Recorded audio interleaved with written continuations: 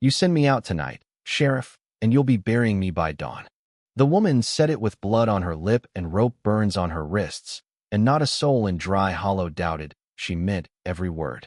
Sheriff Tom Vance stood in the jail doorway with one hand on the iron latch, rain-heavy wind pushing dust through the square and rattling the saloon sign overhead. Lantern light shook across the boardwalk, over boots, over faces, over the bandage wrapped around Silas Creed's right hand where a knife had opened him that afternoon. Creed leaned beneath Mercer's saloon awning with a smile too small for the cruelty behind it. "You should have thought about Dawn before you came at Mr. Creed with steel," Vance said. "I didn't come at him," the woman answered. "I stopped him." A murmur moved through the crowd, then died just as fast. That was the way of Dry Hollow. Truth could enter the square, but fear usually escorted it back out. She stood straight despite the beating she had taken. Her dark hair had slipped loose, one eye was swelling, and her skirt was torn at the hem, but there was something in the way she carried herself that made even silence step back from her. She was not begging. She was warning them. Creed rolled his shoulders against the post and spoke like a man amused by flies. "Pretty lies sound better at night." The woman spat blood into the dust. "Then wait till dark. Your kind always does." That should have stirred somebody. A ranch hand, a widow, a preacher, anybody with enough backbone to admit what every pair of eyes in town had already guessed. Instead, men studied the street. Women pulled shawls tighter. Creed held mortgage paper on half the valley, and winter was coming. In Dry Hollow, hunger made cowards of decent people and loyal dogs of the rest. Then boots crossed the street. Eli Mercer came from the blacksmith shop, still wearing his leather apron, the smell of coal smoke and hot iron clinging to him like a second skin. He had once ridden cattle north and fought in a war he never named if he could help it. Now he shod horses, fixed wagon rims, and kept his head low enough that trouble usually flowed around him like creek water around stone. A scar cut white through the stubble on his cheek. His hands were heavy, scarred, and steady. Tonight they were not steady. "This ain't your business, Mercer," Vance warned. Eli stopped at the foot of the jail steps and looked first at the woman, not the sheriff.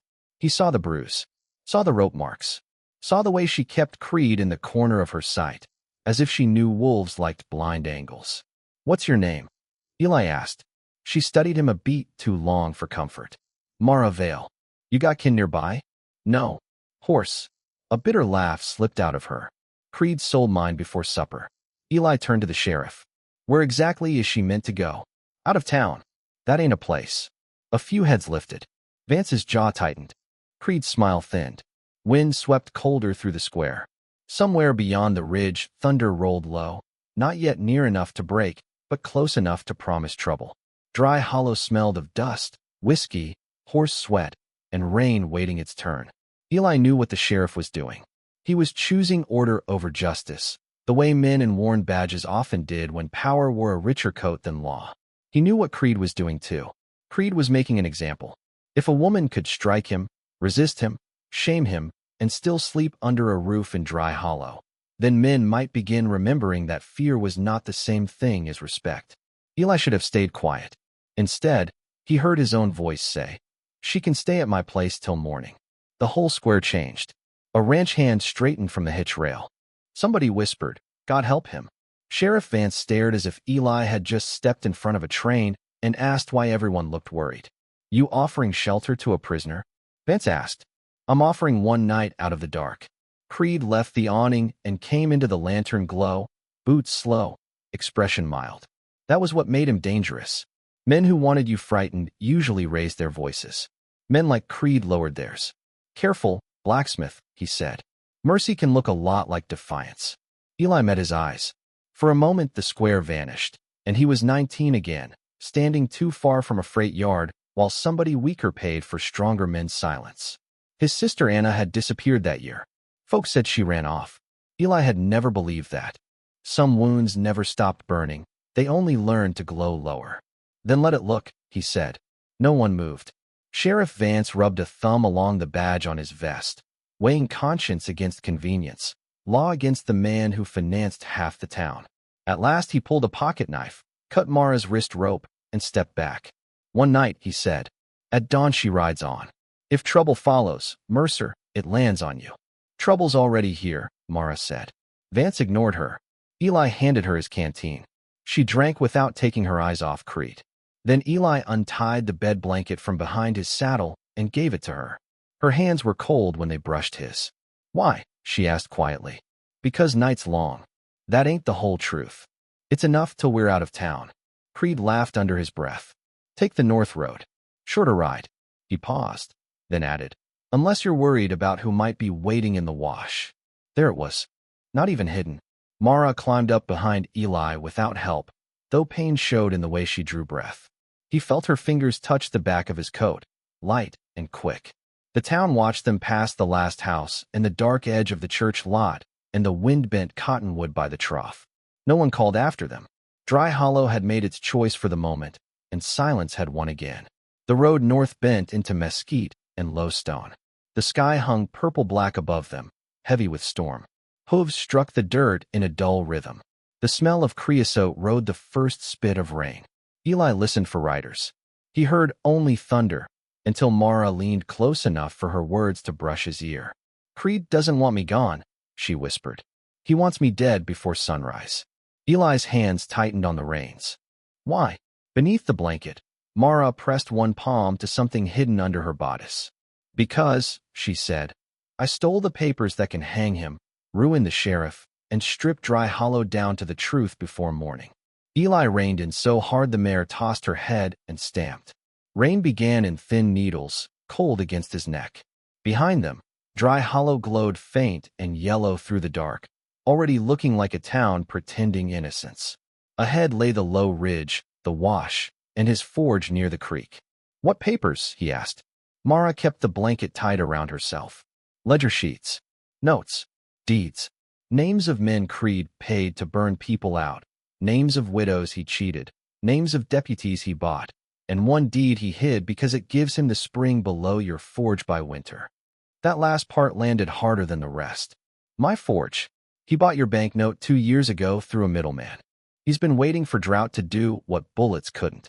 Eli sat with that while rain thickened. His forge was the only clean thing he had built after war, and grief hollowed him out. Every horseshoe he shaped, every plow he mended, every hinge he straightened had been struck over coals he had lit with his own hands. The thought of Creed planning to take it turned something slow and dangerous inside him. You got proof of all that.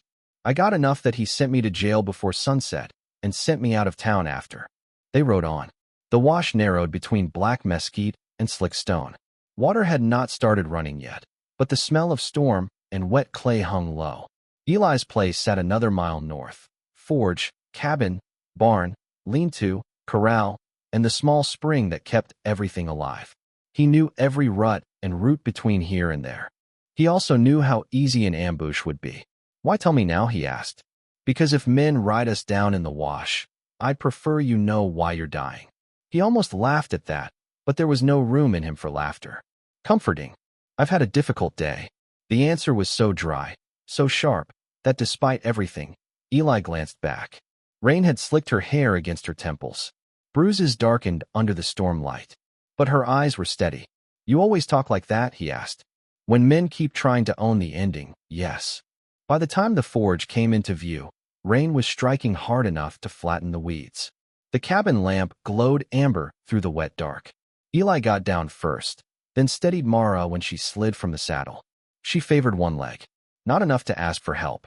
Enough to tell him she needed it. Inside, the cabin smelled of banked stove heat, cedar smoke, coffee grounds, and iron dust carried in from the shop. Eli lit another lamp. Mara stayed near the door, watching corners the way people watched corners only after learning what could come from them. You alone here? She asked. Since my father died. No wife. No. She nodded as if that answered more than he had said. Eli filled a basin from the kettle and set cloth beside it. You should wash the blood off. Mine or Creed's. Whichever bothers you more. That almost earned him a smile. Almost. She cleaned her face while he ladled stew into 2 bowls. When he set one before her, she stared at it, then at him. You feed everybody you shelter? Only the ones with enough nerve to insult half a town first. She ate then, small quick bites like someone who had learned never to trust a meal to last. Eli watched without meaning to. Hunger looked different on different people. On Mara it looked disciplined, furious and tired clear through the bone. After a while, she laid the spoon down. I need somewhere to hide the packet. You're planning on staying long enough to need hiding places? I'm planning on surviving the night. That was when Eli heard the first hoofbeats. Far off. Fast. He crossed to the window and lowered the lamp wick with his thumb. 3 riders appeared on the ridge line when lightning flickered, black shapes against gray sky. They were not bothering to hide. Mara was already standing. Creed doesn't waste time. Eli took the shotgun from over the door and checked both barrels. Back room? No. He looked at her. If they break in, they'll look in the back room first. She pulled a small revolver from inside her boot. I'm not dead weight, Mercer. He believed her immediately, which irritated him. All right, he said. Barn loft. If I say run, you take the creek bed north. Widow Harlan's ranch is 5 miles. She buried a son after Creed seized his herd. She'll help. Mara tucked the packet beneath her dress, moved to the side door, then paused. Why are you really doing this? He should have lied. It would have been easier. Instead, he said, my sister disappeared years ago. People saw the men who cornered her before she vanished. Nobody stepped in. I was too far away to matter then. He worked the shotgun closed. I won't be too far away again. Something shifted in her face. Not softness exactly. Recognition. A pounding hit the cabin door. Mercer, a voice shouted through the rain. Sheriff changed his mind. Hand over the woman. Mara looked at Eli. You can still walk away. Another blow shook the frame. If I walk away now, he said, I keep walking forever. The door shuddered again. Wood splintered near the latch. Eli stepped onto the porch with the shotgun low and rain pouring off the brim of his hat. 3 men sat their horses in the yard, slickers black with water, guns near hand. Tiller, one of Creed's foremen, gave Eli a humorless smile. Evening, Tiller said. Not for you. Tiller's gaze slid to the barn. You planning to die for a stranger? Eli thumbed back the hammer. No. I'm planning to make you wonder which one of you goes first. The riders spread slightly. Horses snorted and danced in the mud. Rain drummed on the porch roof and hissed in the forge ashes. Tension tightened the yard until it felt like a wire drawn too hard. Then, from beyond the creek, came another set of hoofbeats, more than 3 this time. Sheriff Vance rode into the yard with 4 deputies behind him, lanterns swinging from his saddle horn. Everybody hold, he shouted into the storm. And for the first time that night, nobody seemed sure whose side the law had chosen. For one hard second, the storm held them all in place. Rain silvered the yard. Tiller and his 2 riders half-turned toward Sheriff Vance. Eli kept the shotgun trained on the nearest chest. From the dark edge of the barn, Mara watched without blinking, one hand tucked beneath her shawl where the revolver waited. Vance rode forward until his horse stood between Eli's porch and Creed's men. Water ran from the sheriff's hat brim and down his mustache. He looked older than he had in town, as if every mile from Dry Hollow had stripped another excuse off him. Lower the guns, he said. Tiller spat into the mud. You taking orders from a woman now? I'm taking my own for a change. That answer did not settle the yard. It sharpened it. Lightning broke white over the ridge, and in that flash Eli saw movement where no one should have been. A 4th rider slipping through the cottonwoods behind the barn, circling wide while the others held attention in front. Left side, Eli shouted. The hidden rider fired first. Glass exploded behind Eli as the shot tore through the cabin window. One deputy cried out and fell from his saddle. Horses screamed. Tiller yanked his revolver free. Eli fired both barrels toward the cottonwoods, the blast turning rain and smoke into one hot wall in front of him. Everything came apart at once. Vance shouted for cover. Deputies fired from bad angles. Tiller's horse lunged sideways. Mara ran, not away but toward the barn shadow where the circling rider had dismounted. She moved low and fast despite the bruises, blankets slipping from her shoulders. Eli saw the rider force the barn door with one hand while reaching for a pistol with the other. Mara hit him before he cleared leather. They slammed into the mud. Tiller shot at Eli. The bullet ripped through Eli's sleeve and scored fire across his upper arm. Pain flashed bright and useless. He dropped the empty shotgun, drew his revolver, and drove shoulder first into Tiller's horse. The animal reared. Tiller hit the ground hard enough to lose his gun. Barn, Mara shouted. The man she had tackled rolled free, grabbed a fistful of her hair, and dragged her up against him, revolver jammed to her temple. Rain plastered his beard to his jaw. Eli knew him then. Jeb Quince, hired gun, trail rat, the kind of man Creed used whenever he wanted blood without witnesses. Back off, Quince yelled, or she dies now. The yard froze. Rain hammered the boards. One horse kicked in panic. The wounded deputy groaned in the mud. Quince locked his arm around Mara's throat and hauled her half off her feet. She grimaced but did not cry out. Her hand worked against his wrist, testing grip, measuring weakness. Sheriff Vance held his rifle on Quince but did not fire. Let her go. Quince barked a laugh. You should have said that in town. Mara's voice came tight beneath his arm. He wants the packet. So that was it. Quince did not know where the papers were, only that Mara still had them. Creed had sent one team to pressure, another to retrieve, and maybe more to finish whoever survived. Eli felt the shape of the night, then saw how carefully it had been laid around them. Throw your gun down, Mercer, Quince said. Eli's revolver hung at his side, rain streaming off the barrel. He could not outdraw a man already pressing iron to Mara's skull. Vance knew it too.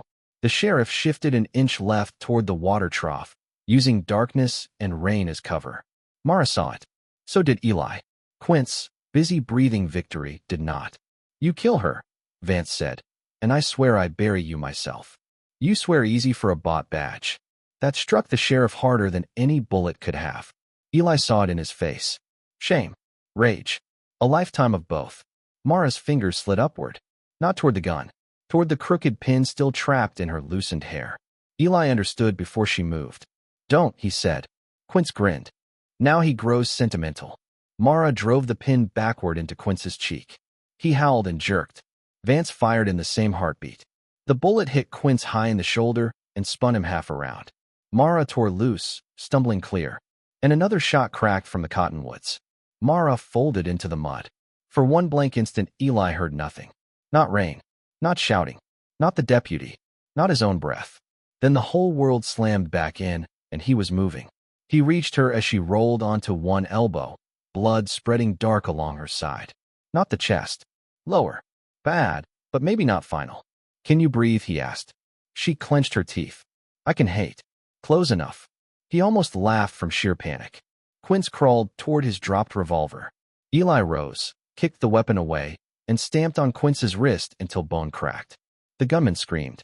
Vance and two deputies charged the cottonwoods, firing at the hidden shooter. Branches snapped.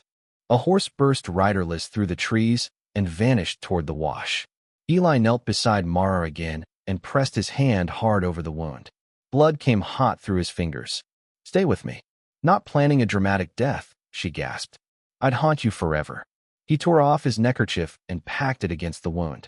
Her face had gone pale beneath the bruises, but her eyes still burned. She gripped his sleeve with surprising strength. He owns your forge land, she whispered. Eli stared. The deeds and the packet. Creek Spring too. He planned to wait till winter and take everything. Thunder rolled away east. The storm was starting to break, but the night had not loosened its grip. Vance returned from the trees dragging a wounded rider by the collar. His expression said the rest had scattered for now. For now, Eli repeated aloud. Vance looked at Mara bleeding in the mud, and then at Quince writhing with a shattered wrist. Whatever remained of the sheriff's hesitation died there. Inside, he said, I'll hold the yard. Eli lifted Mara. She bit back a cry and clutched his coat with blood-slick fingers. As he carried her over the threshold, she turned her face toward his neck and whispered through pain. If I die before dawn, don't save the papers for me. Save them because this town's been kneeling too long. The bullet had passed through flesh above Mara's hip and, by a mercy nobody had earned, missed the lung and gut. Eli knew enough rough medicine to recognize the difference between a wound a person fought through and one that quietly wrote the ending for them. This one could still go either way. He laid her on the narrow bed in the back room, boiled water, cleaned his hands in whiskey, and set to work while Sheriff Vance posted a deputy on the porch and sent another racing for Doc Wren. The cabin glowed with low lamp light and smelled of blood, lamp oil, boiled linen, cedar smoke, and the faint iron scent blown in from the forge. Mara watched him through clenched teeth. You always this calm? No. Good. I'd hate to think I wasn't making an impression. Even half shot, she still fought with words.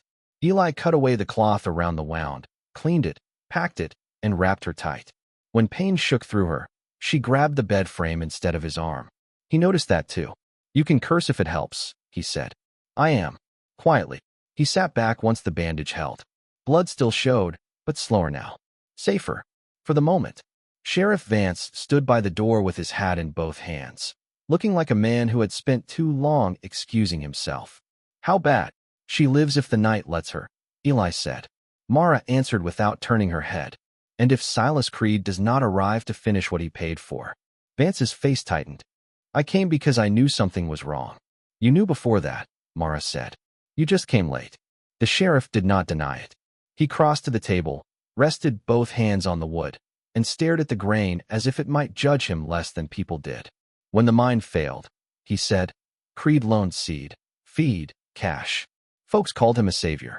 Then he started collecting double, taking land, moving fences, buying men. Every time I pushed back, he'd remind me who still had flour because of him and who'd go hungry if the bank called its debts. I told myself keeping peace mattered more than starting a war I might lose."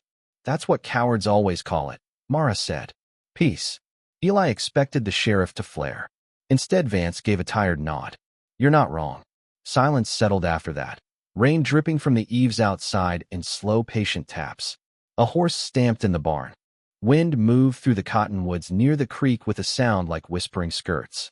Mara shifted, grimaced, then reached beneath the pillow. Eli's hand moved by instinct toward the hidden revolver there, but she pulled out the oilskin packet instead. "You hid that while I was dressing the wound?" he asked. "I had time." "That should worry me." "It should impress you." He could not argue. Mara untied the packet and spread the contents across the table. Deed copies, ledger pages, signed notes, a receipt for kerosene bought under false names, and a folded letter gone soft with age.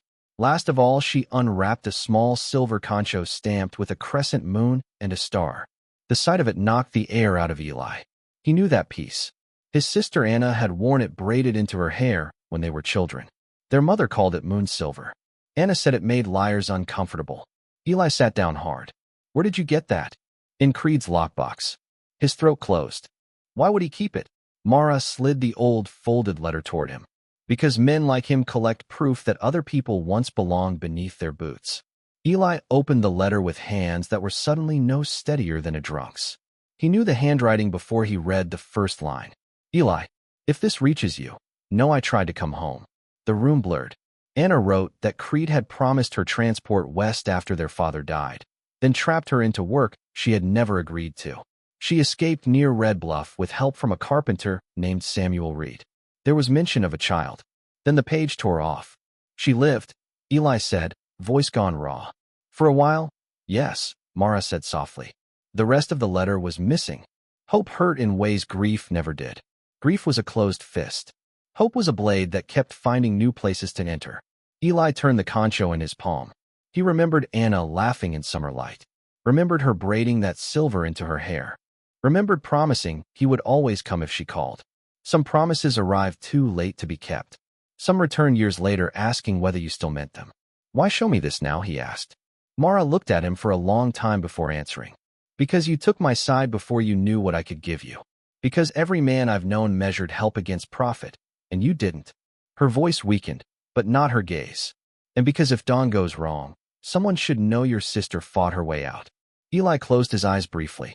When he opened them, Mara was watching him not as a wounded woman watching a caretaker, but as one survivor measuring another. "My whole life," he said, "I thought I failed her." "Maybe you did," Mara answered. "Maybe you were also a boy facing men. Both things can be true." It was not comfort. It was something better. Honesty. He poured the last of the coffee into 2 cups and brought one to her. Their fingers brushed. This time she did not flinch. Neither did he. After a moment she said, "Scars mean it lived." He looked at the white line along his knuckles, at the burn marks from the forge, at the old scar on his cheek reflected faintly in the dark window. Outside, rain slowed. The storm was passing. Whatever came next would come under a clearer sky. At first light, Eli said, "We ride back to town. We put those papers in every hand willing to read and several that aren't. Creed doesn't get another quiet morning." Mara took a sip of coffee and managed the ghost of a smile. "That sounds almost brave." It's mostly anger. Good. Anger travels well before breakfast. From the porch came a sudden shout. Boots hit boards at a run. Eli crossed to the door and looked east. A line of lanterns moved through the thinning dark beyond the creek. Not 3. Not 4. A dozen at least. Sheriff Vance stepped up beside him, face set. Creed's done sending men, the sheriff said. Eli watched the lanterns approaching through the last mist of rain. No, he answered. Now he's coming to collect it himself. The storm left behind a gray hour before dawn, when every fence post looked like a man and every man looked like a ghost. Silas Creed came through that gray with 12 riders at his back. They spread along the creek approach in a long, dark line, lanterns swinging low, rifles glinting dully in the half-light. Creed rode ahead in a black slicker, his wounded hand strapped against his chest, his face calm in the way only rich, cruel men can remain calm when they expect the world to resume obeying them. Sheriff Vance stood on Eli's porch with a Winchester across his arms. Eli had spent the last hour preparing the ground he knew best. He had strung a length of chain low across the muddy approach, scattered bent horseshoe nails under loose straw, banked the forge hot enough to serve if iron needed speaking, and stacked water buckets by the door in case Creed chose fire. Mara, pale but upright, stood inside the doorway with the packet under her arm and a revolver in her hand.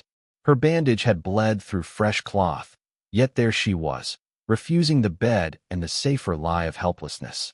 You should still be down, Eli told her. You should have minded your own business yesterday, she replied. He almost smiled. Creed reined up 10 yards short of the porch. Sheriff, he called, voice smooth as polished wood, step aside.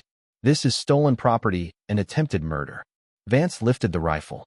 This is fraud, arson, extortion, and hired killing. Creed's smile never moved. Big words. Shame you've got no witnesses worth hearing. Mara stepped out into the damp cold. The lantern light found the bruise on her cheek and the fire in her eyes. She held up the packet so every rider could see it. I do, she said. I brought your books. A murmur went through the line behind Creed. Men shifted in their saddles. Some were killers. Some were only debtors who had chosen the wrong side because it paid in cash instead of conscience. Ledger pages frightened both kinds for different reasons. Creed heard it and turned harder. Take her. The first 2 riders spurred forward. Their horses hit the chain and crashed in a screaming tangle of mud and legs. The line buckled. Another mount came down on the nails and threw its rider sideways. Vance fired a warning shot over their heads. Last chance, he shouted. Creed answered with gunfire. The yard exploded. Deputies fired from the cabin window. Eli dragged Mara behind the water trough as bullets shredded the porch rail. Smoke from wet powder and the smell of rain-soaked earth rolled together in a bitter cloud. A rider broke toward the barn. Eli seized a forge hook and ripped the man from the saddle by the shoulder. Another tried the side yard and caught Mara's shot clean through the hat brim, enough to send him wheeling away white-faced.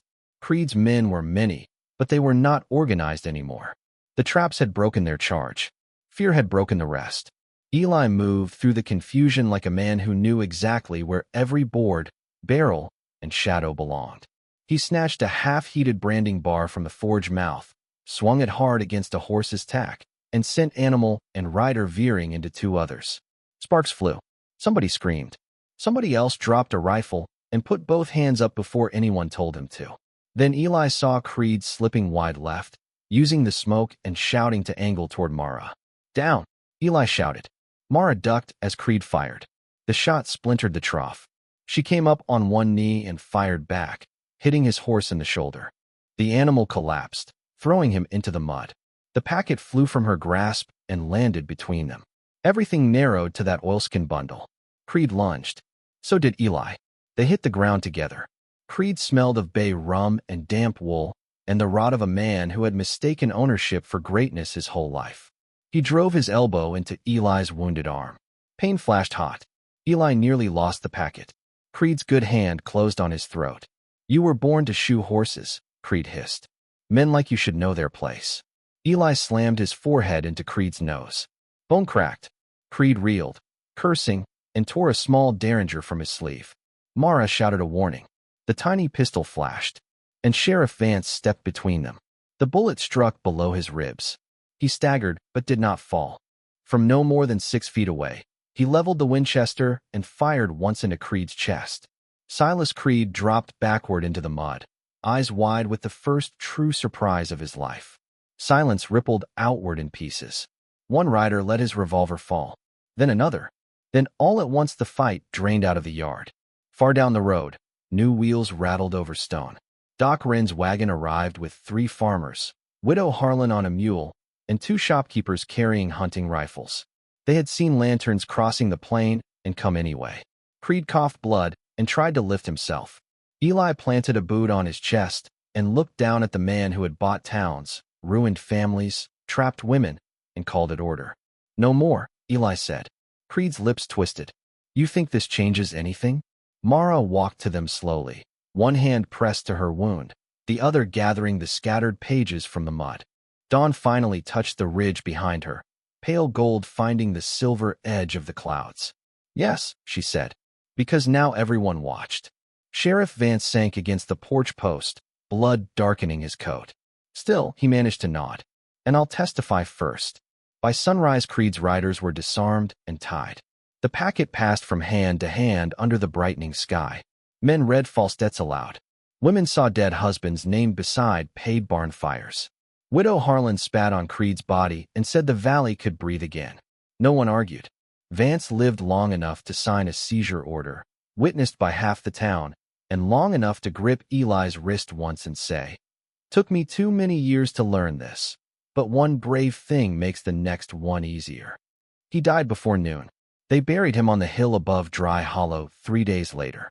It was the largest funeral the town had ever given, mostly because shame had finally learned how to walk in daylight. Territorial law came within the week. Creed's holdings were broken apart. Stolen notes were voided. Water rights were restored. Quince and the surviving hired guns named names once the gallows entered the conversation. In the lockbox taken from Creed's office, they found the missing half of Anna Mercer's letter and the address of the carpenter who had helped her escape. That autumn, after Mara could ride without pressing a hand to her side every mile, she and Eli went to Red Bluff together. They found Anna's daughter there, grown, laughing, with the same sharp eyes and moon-crooked smile her mother once carried. Eli stood in the yard of a carpenter's house with the silver concho in his palm and felt a wound older than war finally loosen. Years later, travelers passing the forge by the creek would still ask about the beam over the door. 2 names were carved into it, Anna and Tom. And hanging between them by rawhide lace was a crescent silver concho that caught the evening sun while Mara Vale locked the books for the day. Eli Mercer banked the forge, and the 2 of them stood in the doorway together watching the last gold light settle over Dry Hollow like a promise that had, at long last, been kept.